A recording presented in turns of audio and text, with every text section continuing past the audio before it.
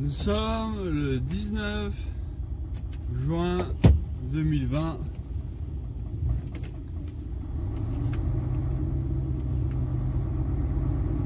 Et il est 7h45 du matin.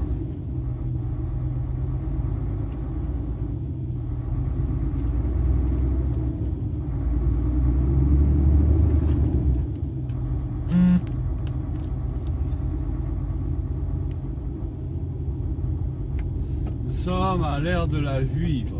Nous avons tous fait l'itinéraire.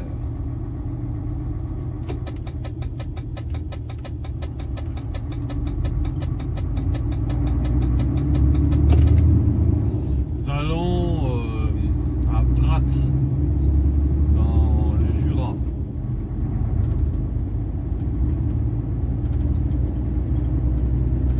C'est 16 degrés Celsius. Nous sommes actuellement sur la A39.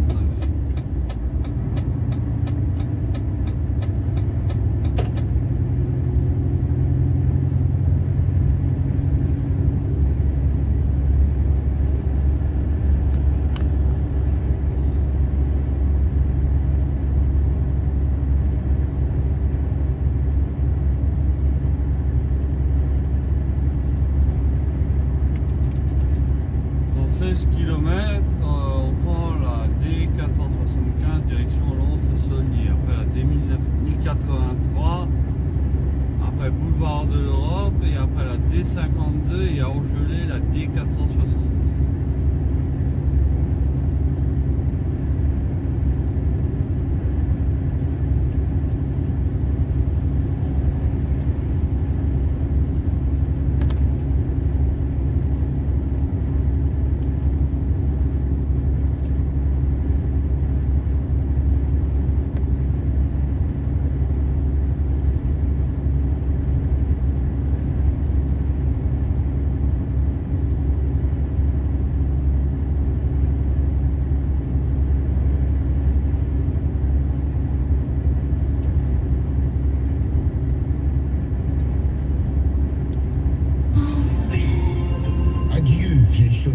Je te quitte pour une pompe à chaleur qui me coûtera moins cher. Pour mon chauffage, je fais appel à un fameux âge pivot au-dessus de 62 ans.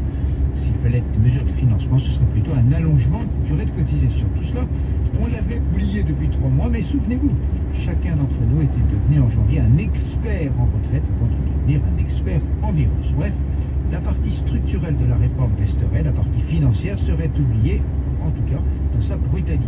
Les partenaires sociaux auraient du grain à moudre puisque ce sont eux qui décideront de la réforme, si la réforme s'appliquerait à partir de la génération née en 1975 ou seulement aux nouveaux entrants sur le marché du travail. Disons-le, il y a beaucoup de CFDT compatibles dans tout cela. Et pourquoi remettre ça sur la table, Dominique? Parce que l'exécutif, enfin l'Élysée, considère que le régime par points est avantageux pour les petits salaires, les carrières hachées, tous ceux que l'on a vus en première ligne ces dernières semaines, ce qui n'est pas faux et ce qui est même vrai. Il y a peut-être aussi une analyse, un peu cynique de la situation. Jusqu'au Covid-19, les réformes se faisaient sous tension sur les finances publiques, en clair à coût constant ou devant rapporter de l'argent. Avec la crise, l'État se substitue aux acteurs privés. Du coup, les déficits passent au second plan et au passage, ils seront mieux acceptés ou tolérés par nos partenaires européens et notamment l'Allemagne si des réformes de fond sont menées. Politiquement, on peut imaginer que le pouvoir n'a pas vraiment envie de finir le quinquennat sur une victoire des syndicats qui ont défendu les régimes spéciaux de retraite. Reste à savoir, une fois dit tout cela, reste à savoir si un tel projet revisité peut se faire avec un Édouard Philippe très volontariste sur l'âge pivot, et si la crise économique et sociale laissera un espace aux réformes, et si enfin l'ampleur des trous financiers ne va pas devenir le premier sujet de préoccupation. C'était l'édito éco. Il est 7h50. France Inter, le 29. Nous souhaitons dire notre inquiétude face au projet du gouvernement israélien de procéder, à compter du 1er juillet, à l'annexion de certaines parties de la Cisjordanie. Je ferme les guillemets. C'est la première phrase d'une tribune que publie le journal Le Monde. Une cinquantaine d'organisations juives mondiales, de nombreuses personnalités qui se mobilisent. Anne Sinclair, Daniel Cohn-Bendit, Bernard-Henri Lévy et l'historien Benjamin Stora, qui est l'invité de France Inter ce matin. Bonjour Benjamin Stora. avec nous, historien, président du Conseil d'orientation de la Cité nationale de l'histoire de l'immigration. Pourquoi avoir signé cette tribune? Qu'est-ce qui vous inquiète particulièrement dans le projet de Benjamin Netanyahou? Il existe effectivement une grave inquiétude sur cette question de l'annexion parce qu'il y a le risque de s'enfoncer dans une guerre sans fin. Le fait qu'il n'y ait plus de solution politique viable et l'impossibilité par conséquent de mettre en place cette solution politique que tout le monde en fait depuis des années aspire, à laquelle tout le monde aspire, c'est celle de la solution des deux États. Mais on y croit encore? Écoutez, vous y croyez encore? Écoutez, s'il n'y a pas de solution politique à deux États, on s'enfonce encore une fois dans une perspective qui est celle d'une guerre indéfinie, d'une guerre sans fin. Or, il y a la possibilité, je crois, de rester accroché sur cette idée qui est très très forte, qui est l'idée initiale d'ailleurs, au moment de la création de l'État d'Israël, et il y aurait par conséquent la possibilité pour les Palestiniens de disposer d'un État à côté de l'État d'Israël. Vous parlez de l'histoire et c'est justement un argument historique ou mythologique auquel a recouru Benjamin Netanyahou. Il avait dit « Ces territoires sont là où le peuple juif est né. Il est temps d'écrire un nouveau chapitre glorieux dans l'histoire du sionisme. » Je ferme les guillemets. Il faut savoir de quoi on parle, l'annexion de la vallée du Jourdain, des colonies israéliennes en Cisjordanie, qui est un territoire palestinien occupé depuis 1967. Au fond, il y a quand même des choses qui sont là depuis longtemps, qui sont installées. Les faits ont supplanté le droit, non? On peut considérer, on peut voir cela effectivement de cette manière-là, mais les faits sont toujours têtus, comme disaient les mots. Et quelquefois même ils se vengent. Parce que si aujourd'hui il y a l'annexion, cela voudrait dire que 2,5 millions de Palestiniens seraient directement administrés par l'État d'Israël. Est-ce qu'elle sera en mesure de le faire? C'est une autre question. Ça signifierait aussi l'effondrement de l'autorité palestinienne, ce qui serait très grave dans des logiques de coopération sécuritaire, dans une situation difficile sur la question du terrorisme. Mais cela signifierait aussi une crise très profonde pour la Jordanie, qui abrite un très grand nombre de réfugiés palestiniens, et ne parlons pas bien sûr de l'Égypte, qui est un immense pays, comme on le sait, dans cette région très particulière. Et qui a signé un traité de paix avec Israël. Et qui a signé un traité de paix, bien entendu, et bref, on serait dans une situation d'instabilité et de crise sur l'ensemble des territoires qui composent cette zone. C'est pour ça que cette mesure est très très grave. Depuis une dizaine d'années, les colonies israéliennes se sont multipliées, particulièrement en Cisjordanie.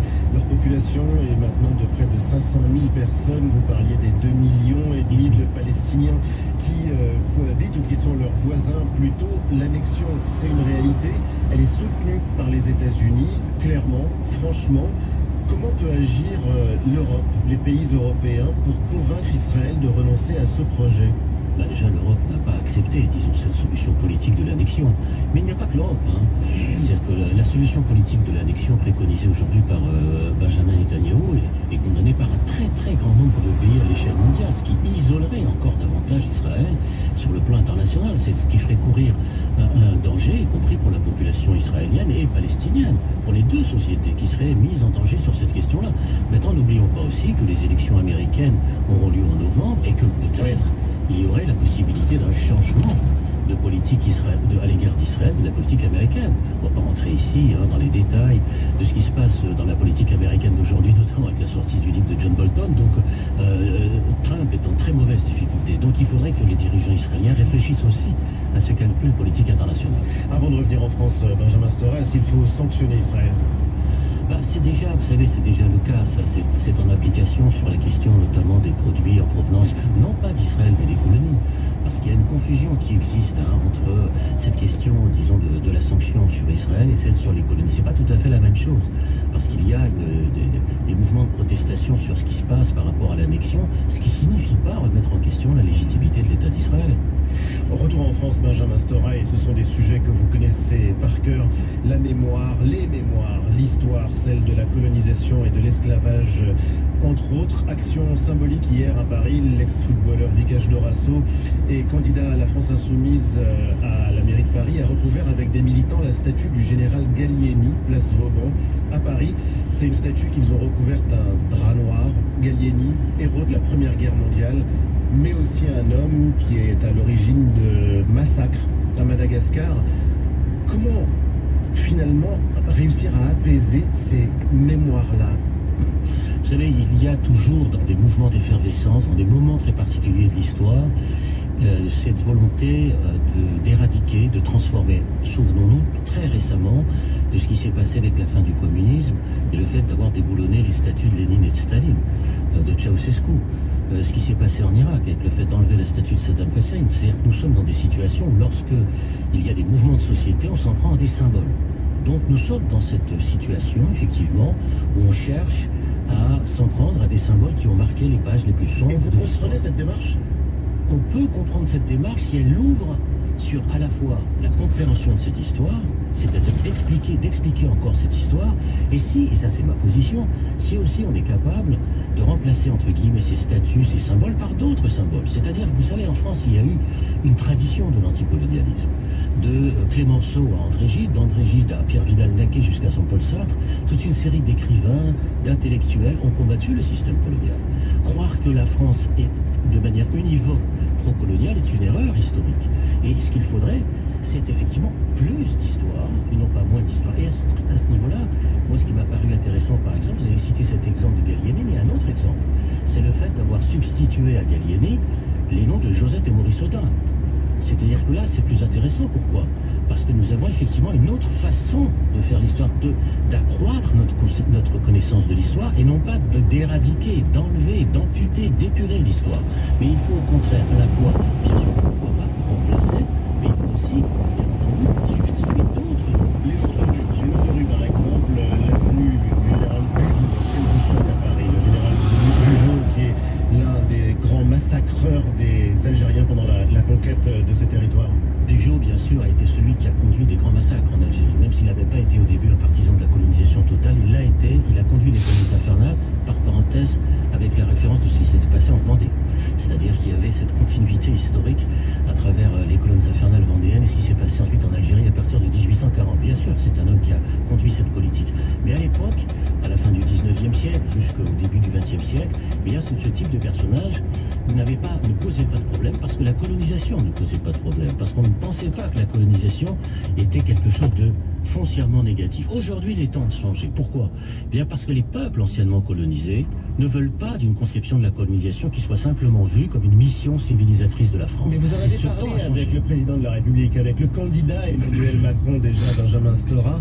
Il vous a consulté sur ces questions. Il a tenu des propos très forts sur la question de l'indépendance algérienne et de la colonisation. Pourquoi aujourd'hui change-t-il de discours? Je ne sais pas s'il change de discours. Moi, j'avais discuté surtout avec le président Emmanuel Macron sur la question Audin, de Maurice Audin. C'est d'ailleurs le discours et les gestes de reconnaissance par la France de ce qui s'est passé sur Maurice Audin qui sont, à mon sens, très importants. Donc, je ne sais pas s'il y a un changement de discours, mais il y a le fait, effectivement, d'ouvrir un débat. Je pense qu'il faut ouvrir un débat. Il faut ouvrir une discussion, notamment pour ne pas perdre la jeunesse. Parce que la jeunesse d'aujourd'hui a besoin de se repérer dans une histoire, disons compliquée, on le sait, mais elle a besoin aussi de symboles nouveaux. Elle a besoin d'espérances nouvelles, de souffles nouveaux, et donc de personnages nouveaux. Donc il faut ouvrir cette discussion, bien entendu.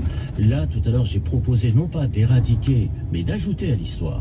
Non pas d'enlever, mais au contraire de faire en sorte que l'histoire soit mieux connue, au risque de la voir sinon ressurgir.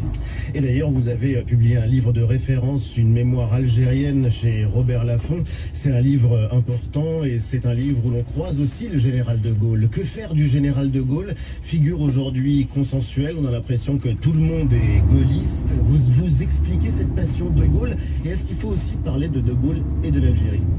Oui, bien sûr, c'est une réédition effectivement dans la collection Bouquin chez Robert Laffont, avec une autre biographie rédigée avec François Malley, qui est celle sur François Mitterrand. Donc il y a une mise en miroir dans ce livre entre Charles de Gaulle et François Mitterrand. Mais je dirais, moi, ce qui m'intéresse sur l'histoire de Gaulle, et par rapport à la discussion précédente, moi ce qui m'intéresse chez lui, c'est le fait qu'il a été un personnage de la transgression, de la rupture.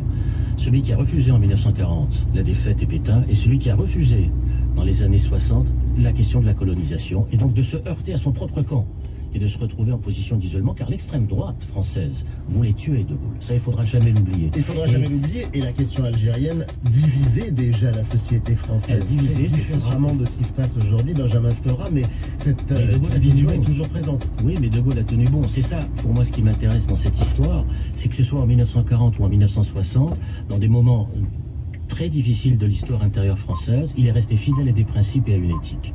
Merci Benjamin Stora d'avoir été l'invité de France Inter. Bonne journée. Vendredi 19 juin, vous venez de l'entendre, il est pile 8 heures.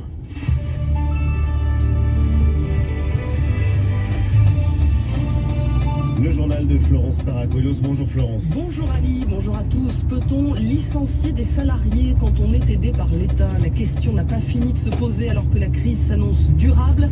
Polémique en perspective alors qu'il est question d'autoriser les licenciements dans certains cas. Explication dans un instant.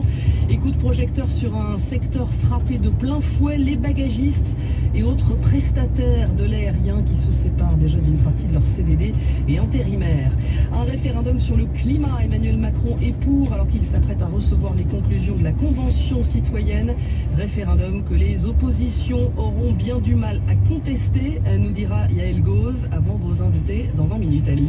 Oui, la Convention citoyenne pour le climat, on va en parler à 8h20 dans le grand entretien avec Thierry Pêche, qui est le coprésident du comité de gouvernance, Mathilde Himer, qui est membre de ce comité, et Mathieu Sanchez, c'est l'un des 150 citoyens tirés au sort pour participer à cette convention. Intervenez au 01 45 24 7000 ou sur l'application France Inter. Et dans ce journal, la campagne la plus dingue des municipales à Montpellier, ces abattoirs allemands où les cas de Covid se multiplient. Et l'événement du jour, toutes catégories confondues, la sortie du nouvel album de Bob Dylan. France Inter. Recevoir une aide de l'État et tailler dans ses effectifs. On a compris que ce serait possible avec Air France qui va toucher 7 milliards d'euros et supprimer 8 à 10 000 postes. De là à licencier quand on bénéficie de l'argent public, voilà une autre question qui pourrait bien fâcher. Autoriser les entreprises qui profiteront du chômage partiel de longue durée à faire des plans sociaux. On en saura plus en début de semaine prochaine, Hélène Philly, mais c'est un scénario sur lequel planche le ministère du Travail. Prenons l'exemple d'une entreprise qui fabrique et distribue un produit. Confrontée à une baisse forte et durable de son activité production, elle décide de négocier un accord, baisse de salaire en partie compensée par l'État. Elle devra en échange s'engager à maintenir l'emploi sur cette partie de l'activité, la fabrication, mais elle aura le droit de licencier ailleurs, ce que dénonce Michel Boga de Force Ouvrière. Nous, ce que nous souhaitons, c'est qu'effectivement, l'ensemble des salariés soient protégés par cet accord. Pour Force Ouvrière, dès qu'il y a un remboursement, dès qu'il y a des subventions de l'État, eh bien, elles doivent être conditionnées. Et là, la condition, ça doit être maintien dans l'emploi. Sinon, s'il y a des licenciements, des ruptures de contrat, sous quelle forme que ce soit, eh bien, obliger l'entreprise à rembourser les sommes versées. Il faut de la souplesse pour que le système fonctionne, répond le président du MEDEF, Geoffroy Roux de Bézieux. Il faut regarder l'ensemble de l'entreprise. Évidemment, c'est la dernière extrémité. Il faut de la souplesse, oui, parce que c'est vrai qu'on découvre tous ce qui se passe au fur et à mesure. Ça marche dans les deux sens, d'ailleurs, la souplesse. Le pire est jamais certain. C'est-à-dire qu'on peut prévoir une baisse d'activité de 30% et finalement ça repart plus vite. De la flexibilité, mais tout de même un garde-fou. L'accord devra être approuvé par des syndicats représentant au moins 50% des salariés. Licenciés pour faire face à la crise, l'assurance chômage anticipe la destruction de 900 000 emplois cette année et 630 000 chômeurs de plus. On les compte déjà dans les rangs des travailleurs de l'aérien, ces prestataires des compagnies et des aéroports frappés par la récession du secteur. Ils ont commencé à se séparer de leurs contractuels, Sébastien Sabiron. Ils sont bagagistes, agents d'accueil ou de sûreté, totalement dépendants du trafic aérien et plongés dans l'incertitude. David Vizier dirige une entreprise de nettoyage, 70 salariés en France. Tous les agents sont au chômage partiel. On a eu quelques interventions, donc on a fait travailler quelques personnes, c'était 1 heure par jour. On attend que ça reprenne un peu, au moins d'avoir un peu d'indébos, parce que c'est important. Des prestataires sous perfusion, chômage partiel, prêt garanti par l'État, insuffisant malgré tout pour assumer les charges fixes. Alors il faut déjà réduire la masse salariale. Hugo Rodriguez, directeur général de WFS, qui assiste les compagnies au sol. Progressivement, si vous voulez, on a tapé dans tout ce qui était intérim, tout ce qui était CDD aussi, qui arrive en fin de contrat. Donc si l'activité ne reprend pas, on va devoir malheureusement se séparer de certaines personnes.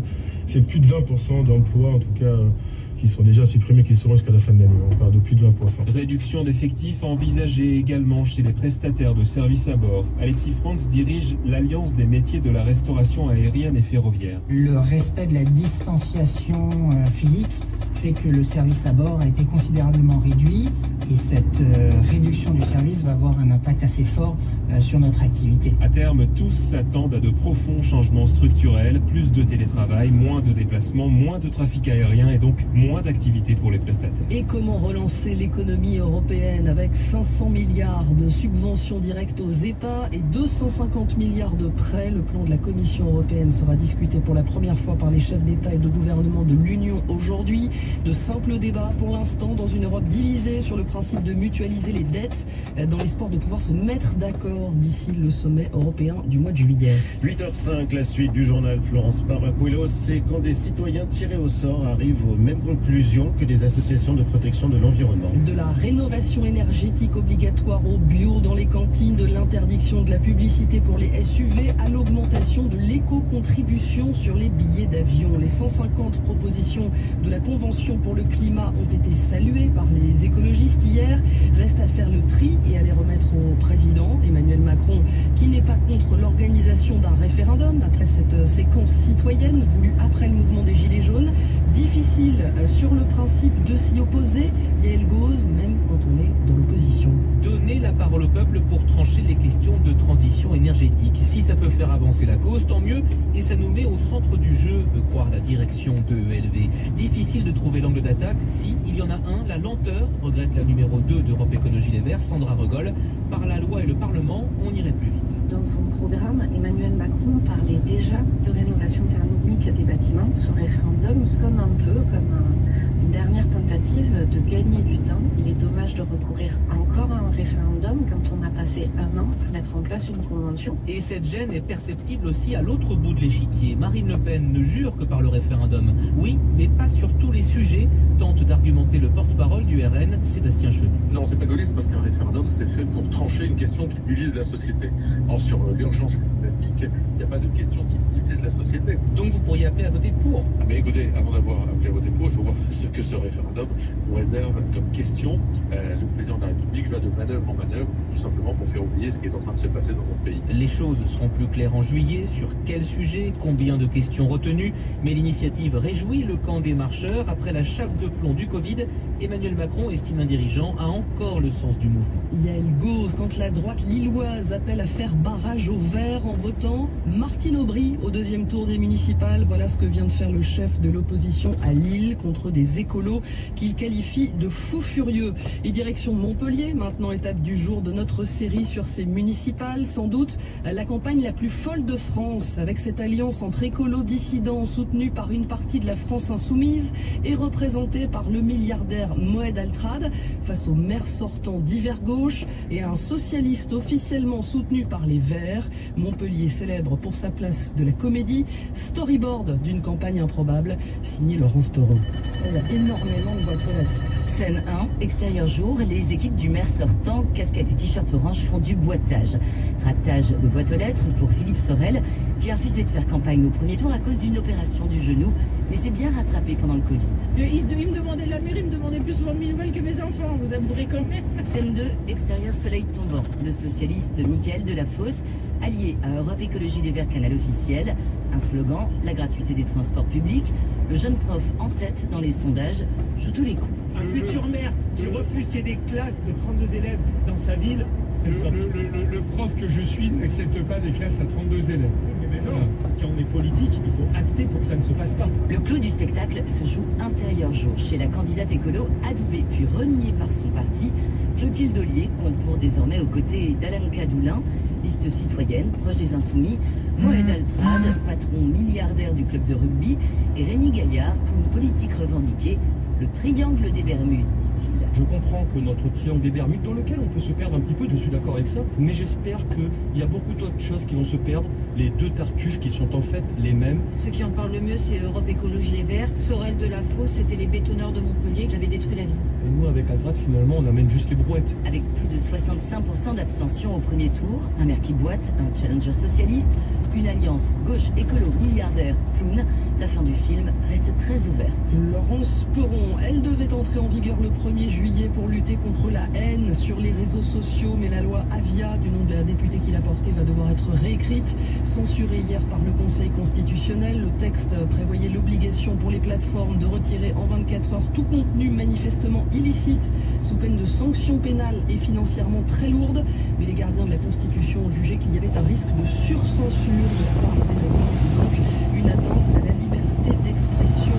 Pendant ce temps-là, aux États-Unis, Facebook retire des publicités pour Donald Trump en campagne électorale, des messages contre l'extrême gauche affichant un triangle rouge inversé, symbole utilisé par les nazis pour désigner les prisonniers politiques dans les camps de concentration.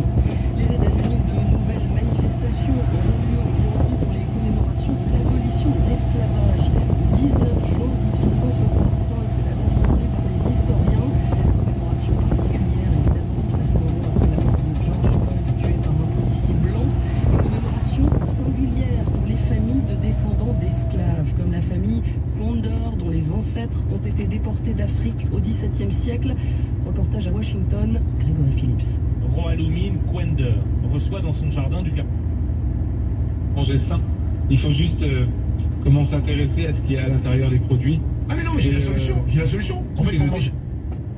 S'il y a l'occasion pour l'occasion des gens qui n'ont pas forcément l'habitude de prendre le chemin de la radio et d'écouter une information en public, de le faire très simplement. Voilà.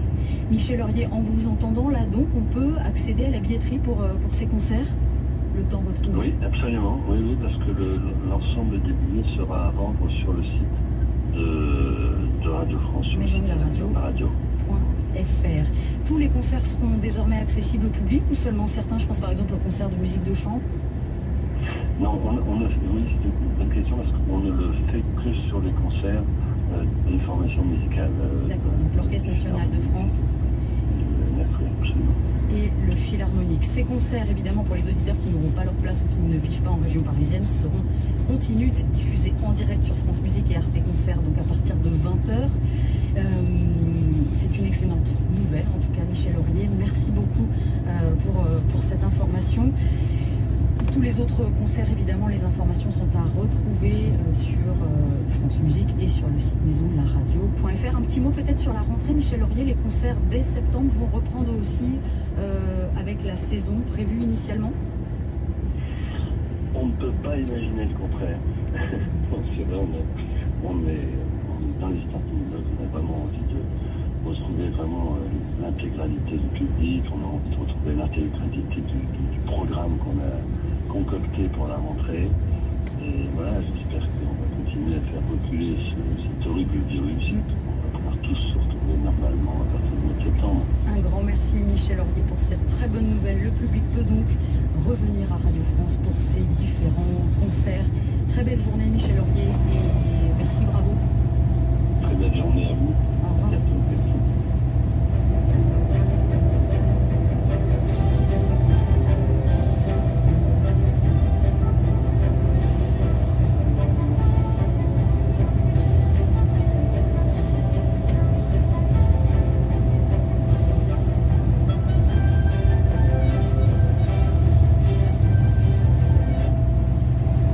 Ça change tous les jours en fonction des conditions météo, de la neige, du vent, de la glace. Quand on est là, on tombe un peu amoureux quand même. Alors il est passionnant notre Bruno Serge. Pour admirer ce magnifique sommet de la Mèche qui culmine à 3984 mètres, on peut aussi se rendre sur un autre point de vue tout à fait unique.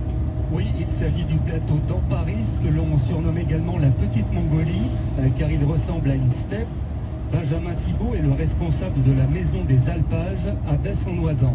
On est là sur le plateau d'Amparis, donc effectivement on peut voir la Mèche se refléter dans l'eau du lac Noir qui est juste à côté de nous. On a vraiment l'impression qu'on peut toucher ce sommet mythique de l'Oisan. Et puis derrière nous, on peut à la fois les moutons, il y a à peu près 1700 moutons sur ce plateau d'Amparis qui vont s'abreuver dans le Riftor, qui est une zone marécageuse protégée, parce que nous sommes sur une Natura 2000 et également dans le parc des Écrins. Et un petit peu plus loin, on peut voir aussi les chevaux randonnés, puisque c'est un lieu de randonnée pédestre.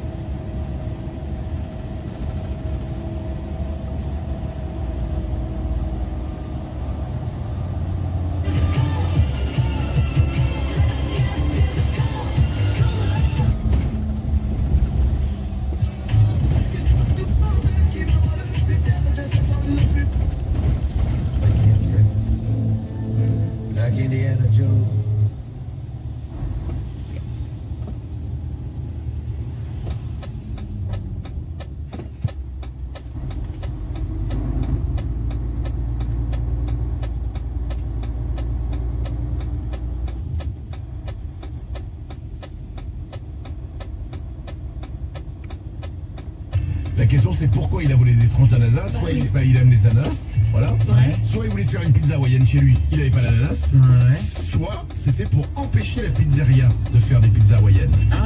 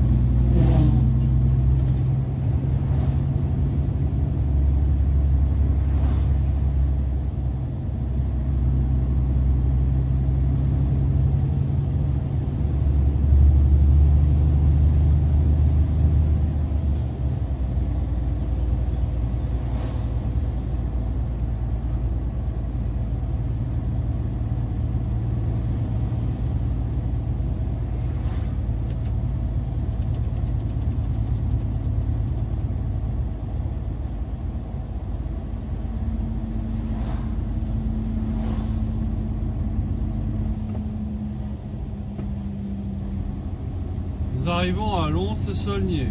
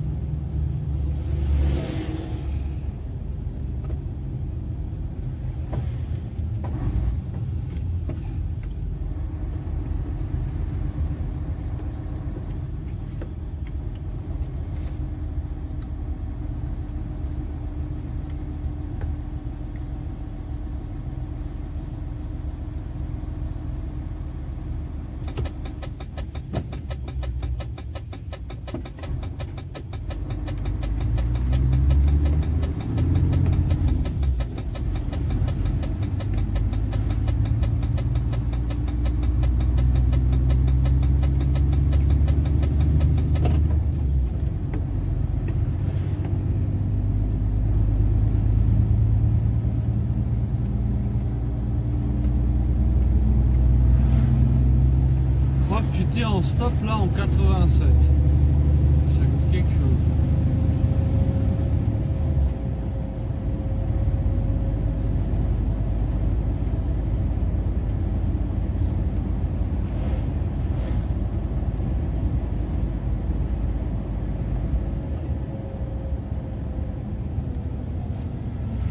Nous sommes à Orgelé.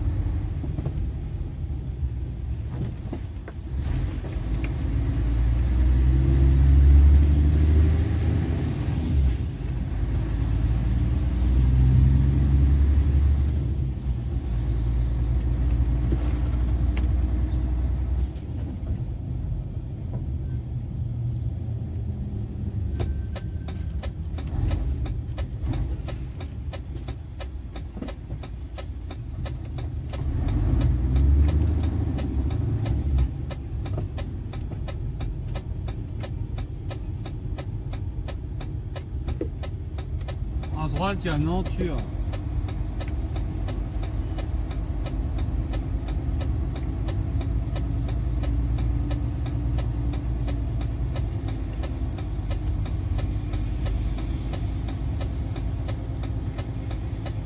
Je fais un tour du rond-point pour filmer.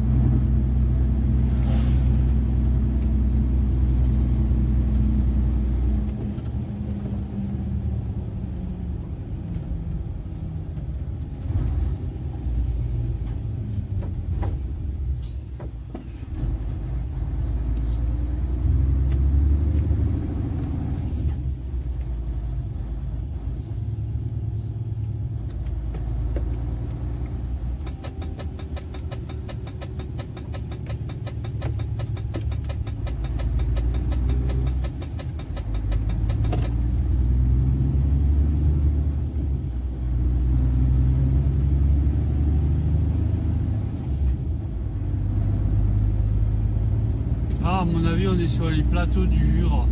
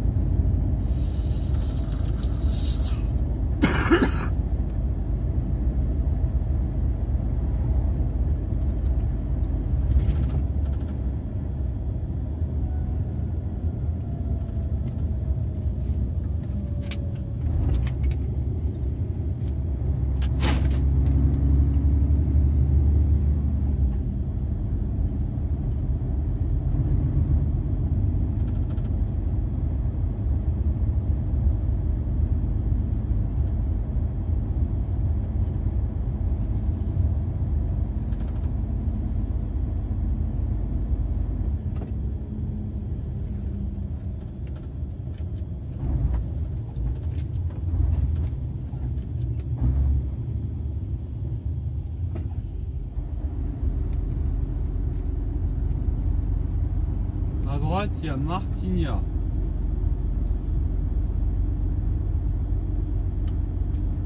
À gauche, il y a Oyonnax, c'est A404, Dortan. Et là, il y a la D470, Saint-Claude, Prats. C'est là où on va, Prats.